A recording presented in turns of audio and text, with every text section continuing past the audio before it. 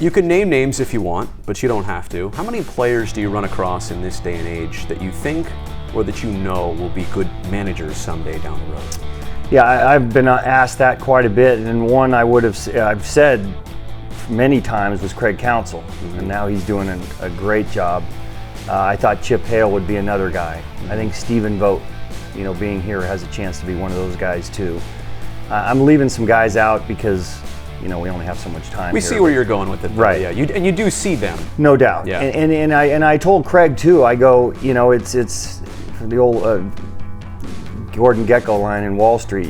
Wall Street 2. A fisherman always sees a fisherman, and you can see managers. You really can. You see the guys that watch the game the right way, ask you questions. And Johnny Oates said the same thing to me. I asked him a question during a game one time, and I had never thought about managing when I was in Baltimore.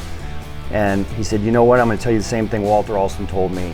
You watch the game the way managers watch the game. Yeah. And I think you have a future in this. And that's the first time I ever even considered potentially managing. Can a good manager ever be friends with players? How does that work? There's a line. As a bench coach, you can be friends. Or closer at least, right? Correct. Yeah, okay. There is a line, and there are many guys here that I have feelings for over the years, from the Luis Gonzalez's and Ichiro Suzuki's and guys like that over my career. Stephen Vogt here, Sonny Gray here, but there always has to be a little bit of a line in the sand, because it's not a friend thing. It is a manager and someone that, I won't say works for me, but plays under me. And there are going to be times where I'm going to have to come down on somebody and hold them accountable. Dallas Braden and I have agreed on this several times already this season. A good manager gets thrown out of games between 3 and 5 times, at least, per season. Are you on that same page? 4 times a year is my average. Now, it's harder now. I was right there. See, I knew it. It is harder now, because really with replay, the only way we can get thrown out is arguing balls and strikes. Right, okay. And now in the last year, there's been a directive from MLB that you get thrown out of games, it's going to cost you. Okay. And the second one's going to, and I'm probably speaking out of turn here, the second one's going to be a suspension. So that's hard. You have to be creative. It's not the way it used to be. I get it. You have to be creative in how you get thrown out if you're arguing balls and strikes now. But I bring that up because it just shows that a good manager goes to bat for his players. That's and exactly I'm just wondering if that's something you actually take pride in, because we have seen you tossed a couple times this season. Yeah, it's one, it's backing up your players, and 2, sometimes the frustration's got to come out. Yeah. And those are usually in times when things aren't going too terribly well, and the team needs to feel it. And they have to understand that frustrations boil over, and now it's time to do something a little bit different because things aren't going well.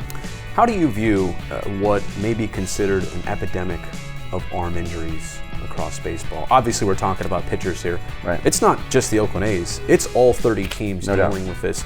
How do you view maybe the root cause of what is really going on here? I personally think it's, you look at a guy like Jim Palmer, who threw 300 innings 8 years in a row, and not every pitch was max effort from him. Yeah. He'd get into a rhythm. He'd be throwing 90, 91, 92. Then when he needed 94, 95, he had it. But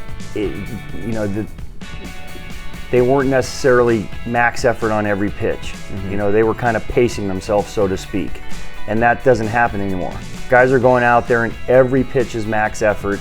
You go for as long as you can. Now that's why you see bullpens, as deep as they are now. And now you see everybody coming out of the bullpen throwing 95, 96 miles an hour.